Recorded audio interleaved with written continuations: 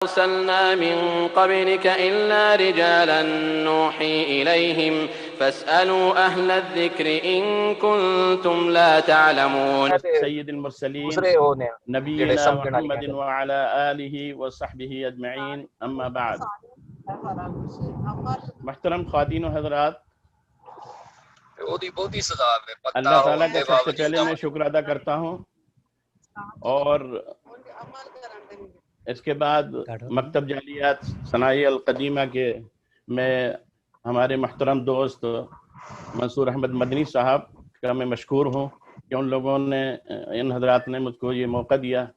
کہ ام المومنین سیدہ عائشہ رضی اللہ تعالی عنہ کے فضائل میں کچھ گفتگو کروں۔ محترم سامعین، میں اپنی گفتگو کا آغاز نبی کریم صلی اللہ علیہ وسلم کی اس حدیث مبارکہ سے کرتا ہوں،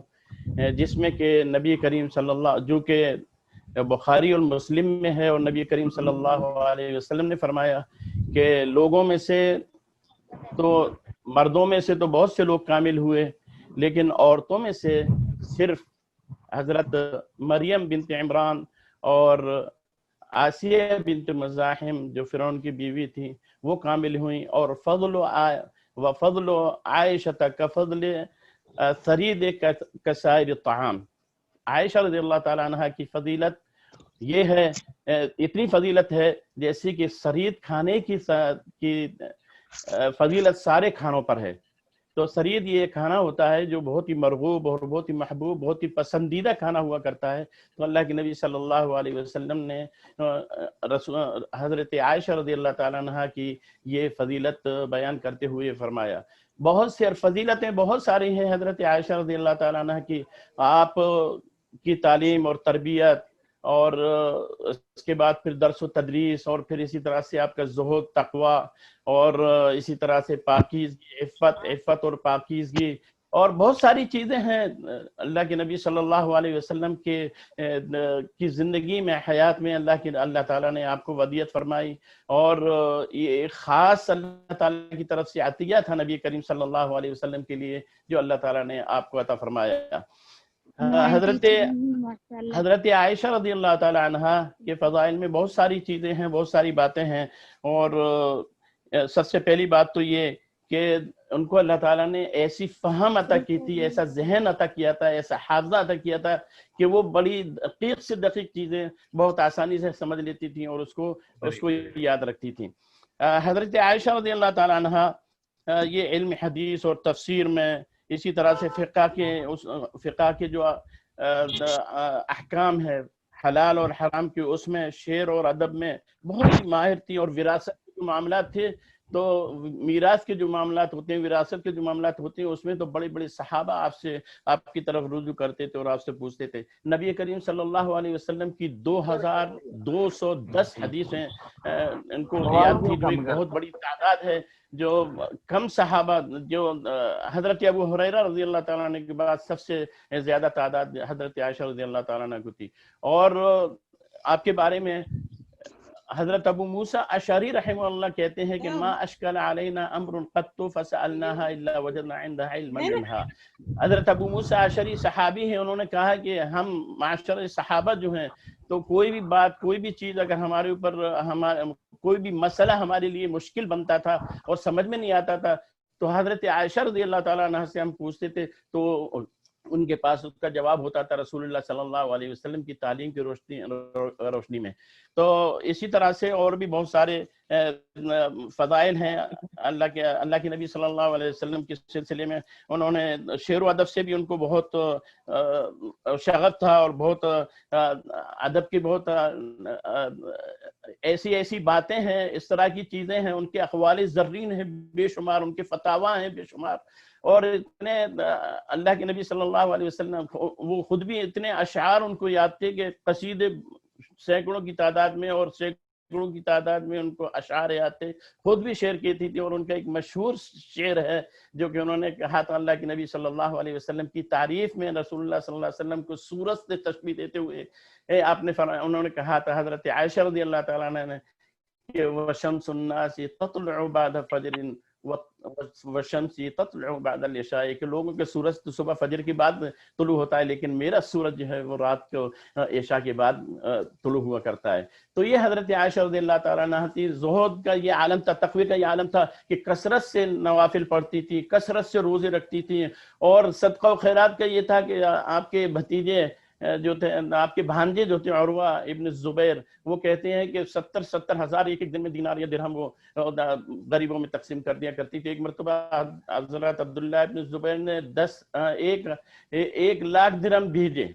उनके पास, और उन्होंने शाम होने से पहले पहले सब कुछ गरीबों में तकसीम करवा दिया। जब रोजे से थी और रोजे का जब वक्त आया तो उन्होंने अपनी लौंडी से कहा कि लाओ खाना लाओ, खाना इफ्तार लाओ मेरे लिए ये। तो उन्होंने कहा कि आपने कुछ छोड़ा ही नहीं है। तो कहा घर में खाने के लिए कुछ नहीं है पानी के अलावा, खजूर के अलावा। तो उन्होंने कहा कि तुमने मुझको बताया क्यों नहीं कि घर में कुछ खाने के लिए नहीं है, तो मैं उसमें से कुछ मंगा लिया जाता। तो ये ज़ुहद का उनके ये आलम था। कसरत से नवाफिल पढ़ती थी और तहज्जुद की नमाज़ें पढ़ती थी। अपने जो खास शागिर्द थे जैसे मुआज़ा अल-अदविया थी, या इसी तरह से अमरा बिन्त अब्दुर्रहमान थी, आपके खास उरवा बिन ज़ुबैर थे, और आपके जो खास शागिर्द हैं उनको ये तलकीन किया करती थी कि कसरत से नमाज पढ़ा करो और तहज्जुद की नमाज अल्लाह ताला को रात में याद किया करो। ये तो इसी तरह से और भी बहुत सारे फजाइल उनके हैं। और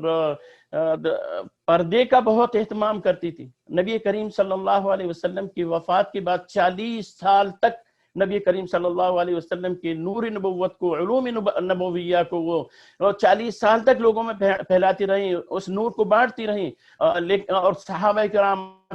बड़े बड़े वफूद से आते थे लोगों के, ताबीन के, सहाबा के, ये, लेकिन कभी किसी ने आपके चेहरे मुबारक, कभी हज और उम्रे के लिए जाती थी आप तो चेहरा आपका ढका हुआ होता था। इसी तरह से आपका कोई करीबी भी अगर आता था, अल्लाह के नबी सल्लल्लाहु अलैहि वसल्लम जब हयात थे तो बगैर नबी करीम सल्लल्लाहु अलैहि वसल्लम से इजाजत लिए किसी को अपने पास आने नहीं देती थी। हत्ता कि उनके चचा, रिश्ते में जो चचा होते थे, उनको भी जब वो एक बार मिलने के लिए आए तो उन्होंने कहा कि नहीं, मैं नबी करीम सल्लल्लाहु अलैहि वसल्लम से पूछ लूंगी, जब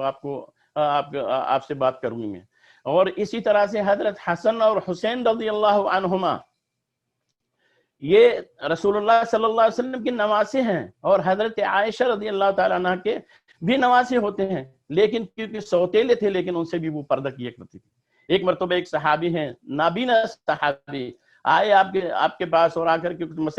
मसाइल दरियाफ्त करने के लिए। तो कहा कि मैं तो अंधा हूं, मैं तो आपको देख नहीं सकता, आप मेरे पास आकर मेरे सामने आकर के बात करें। तो हजरत आयशा रज़ियल्लाहु ताला अन्हा ने कितना प्यारा जवाब दिया। उन्होंने कहा कि तुम तो नाबीना हो लेकिन मैं तो नाबीना नहीं हूँ। ये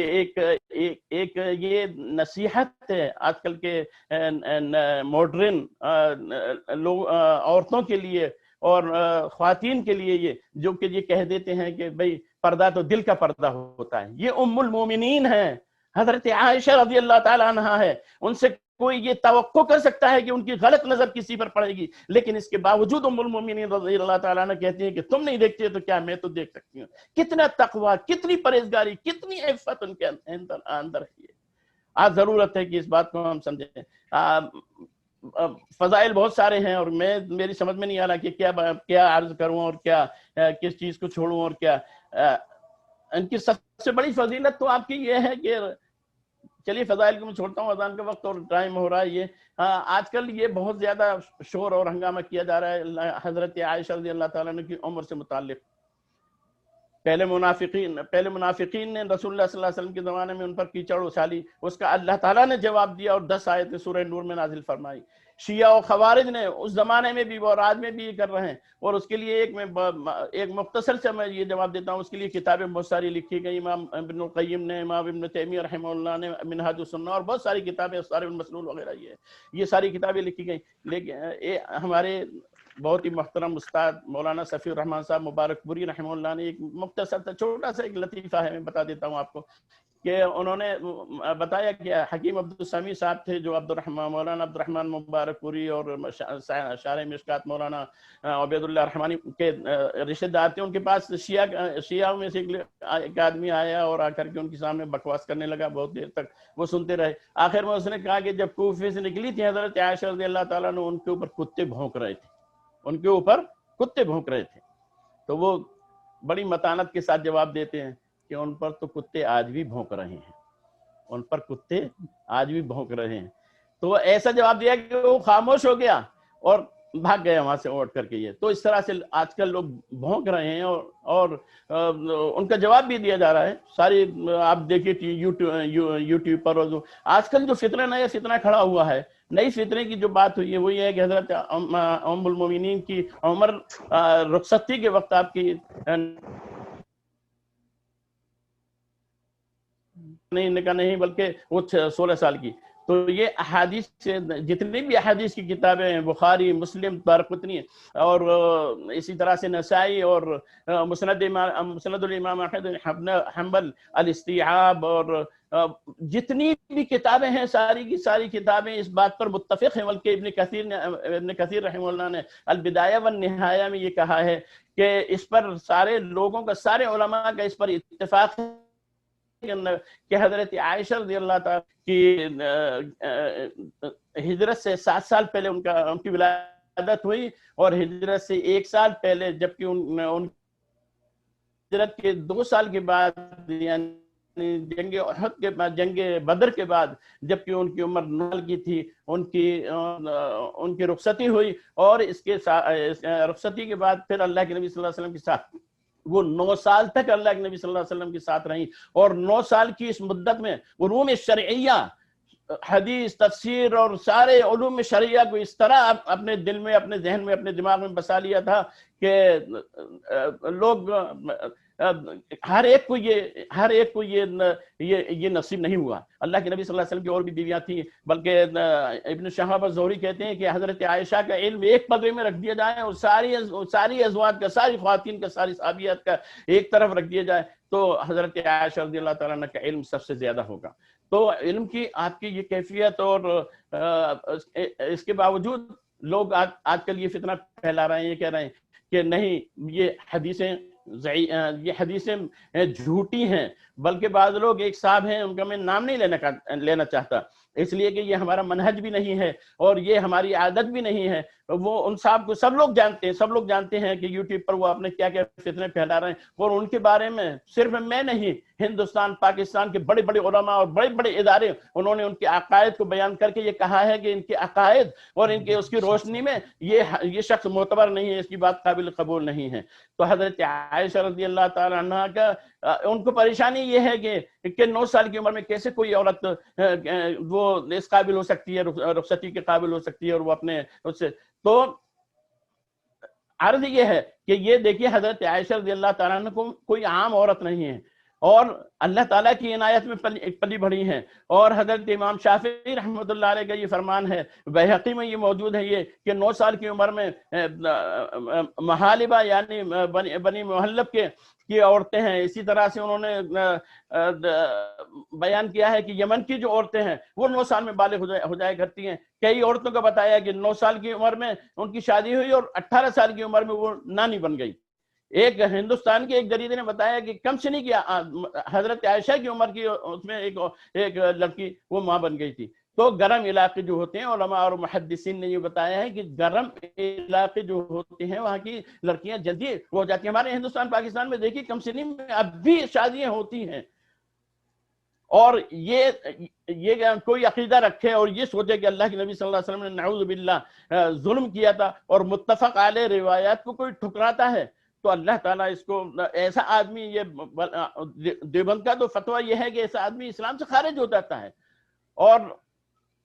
پاکستان کے بعد اداروں نے کہا ہے کہ نہیں یہ بات ان کی معتبر نہیں مانی جا سکتی ہے. تو متفق علیہ حدیث کو جھٹلانا یہ بہت. اور پھر یہ حضرت عائشہ رضی اللہ تعالیٰ نے کوئی عام عورت نہیں تھی. اللہ تعالیٰ نے ان کو اسی لیے پیدا کیا تھا کہ علوم نبوت کو اپنے سینے میں سمائے اور دوسروں تک پہنچائیں. یہ حضرت عائشہ رضی اللہ تعالیٰ عنہ کا وہ ہے. اور پھر اگر اللہ کے نبی صلی اللہ علیہ وسلم یہ بات غلط ہوتی, اس وقت اس معاشرے میں نہ ہوتی, تو حضرت رسول اللہ صلی اللہ علیہ وسلم سے پہلے جبیر ابن مطعم کے لیے پیغام آیا اور ان سے نسبت ہونے کو تھی. لیکن حضرت جیسا کہ خود وہ بتایا ہے ان صاحب نے, وہ کہتے ہیں کہ یہ حضرت خولہ بنت حکیم آئی تھی اللہ کے نبی صلی اللہ علیہ وسلم کے پاس اور انہوں نے پیش کیا تھا یہ. لیکن حضرت ابوبکر نے کہا کہ میں جبیر کے لیے ہم بات کرتے ہیں, جبیر ابن مطعم کے لیے. جب ان سے بات کی تو انہوں نے کہا کہ ہم سے وہ نہیں, انہوں نے انکار کر دیا. تب اللہ کے نبی. اور دوسری بات یہ کہ کفار اور مشرکین اور یہود اور نصارہ جو اس ٹوہ میں رہتے تھے، اس تلاش میں رہتے تھے کہ نبی کریم صلی اللہ علیہ وسلم کی ان کا کوئی بھی لوز پوائنٹ، ان کی کوئی بھی ایسی چیز مل جائے کہ اس کو اچھالیں اور رسول اللہ صلی اللہ علیہ وسلم کو، پیغمبر اسلام کو اور اسلام کو وہ بدنام کریں۔ اگر یہ چیز قابل گرفت ہوتی اور یہ معروف نہیں ہوتی اس دنوں میں، تو کفار اور مشرکین نے بھی اس پر اعتراض کیا ہوتا، اور یہود و نصارہ نے بھی اس پر اعتراض کیا ہوتا، اور اس پر لوگ اعتراض کرتے اور اس کو اجاگر کرتے یہ۔ لیکن 1300 صدی گزر گئی، کبھی کسی نے اس بات پر اعتراض نہیں کیا کہ نبی کریم صلی اللہ علیہ وسلم نے کم سن لڑکی سے شادی کی۔ تو میری ایک گزارش ہے یہ کہ اس طرح کے فتنے جو آتے ہیں میرے بھائیوں، تو سب سے پہلی بات تو یہ کہ دیکھیے قرآن شریف کا یہ فرمان ہے، یا ایھا الناس یا ایھا الذین آمنوا ان جاءکم فاسق بنبأ فتبینوا، ایسی چیز آتی ہے جو قرآن الحدیث کے متفق علیہ اور حدیث کے خلاف ہے تو اس کی پہلے سے جانچ اور پڑتال کر لو۔ پھر یہ کہ نبی کریم صلی اللہ علیہ وسلم پر کوئی کیچڑ اچھالنا، رسول اللہ صلی اللہ علیہ وسلم پر کوئی کسی طرح کا بھی بدگمانی رکھنا یا صحابہ کرام کے بارے میں بدگمانی رکھنا، یہ اسلام سے خارج کر دینے والی باتیں ہیں اور اس کی سزا قتل ہو سکتی ہے۔ اللہ تعالیٰ نے قرآن پاک میں فرمایا جب کہ ہم نے انا ارسلناک شاہدا ومبشرا ونذیرا لتؤمنوا باللہ ورسولہ وتعزروہ، اللہ کے رسول پر ایمان لاؤ، ان کی اطاعت کرو، فرما برداری کرو اور ان کی مدد کرو، وتوقروہ اور ان کی تعظیم کرو۔ الصارم المسلول میں ہے کہ ایسا آدمی جو نبی کریم صلی اللہ علیہ وسلم، قرآن پاک میں اللہ تعالیٰ نے فرمایا اب اللہ وآیتہ ورسولہ، ہاں باللہ ورسولہ، اس میں یہ کہ ایمان لانے کے بعد پھر اللہ رسول کے ساتھ ان کے ساتھ تم ہنسی اور ٹھٹا اور مذاق کرتے ہوئے، اور تو تم نے ایمان کے بعد یہ کفر کی بات کی ہے، تو یہ کفر ہے، اس سے بچنا چاہیے۔ اور میں خاص طور سے اس طرح کے لوگوں میں کہتا ہوں کہ علم حاصل کرنے کے لیے، شریعت کا علم حاصل کرنے کے لیے ہندوستان، پاکستان، بنگلہ دیش، نیپال میں بہت بڑے بڑے علماء اللہ تعالیٰ کے نیک بندے بہت موجود ہیں، یہ ان سے آپ سوال کیجئے۔ اور محمد ابن سیرین اور اسی طرح سے امام زہری وغیرہ نے یہ کہا ہے کہ تم کس سے علم لے رہے ہو، امن تاخذون دینکم، یہ دیکھو کہ کس سے اپنے دین کو تم لے رہے ہو۔ اسی طرح سے امام زہری فرماتے ہیں کہ ہم جب کسی کے پاس علم حاصل کرنے جاتے تھے تو اس چلن، اس کا اٹھنا بیٹھنا، اس کا لباس، اس کی شکل و صورت، اس کا سب کو ہم دیکھتے تھے کہ اس کی عبادت کیسی ہے، اس کا چلنا پھرنا کیسا ہے۔ اگر وہ شریعت کے مطابق ہوتا، رسول اللہ صلی اللہ علیہ وسلم کی سنت کے مطابق ہوتا، تو ہم اس سے حدیث لیتے تھے، اس سے علم حاصل کرتے تھے، ورنہ ہم اس کو چھوڑ دیتے تھے۔ یہ سب مقدمہ مسلم میں امام مسلم رحمۃ اللہ علیہ نے یہ باتیں بیان کی ہیں۔ اسی طرح سے سنن دارمی میں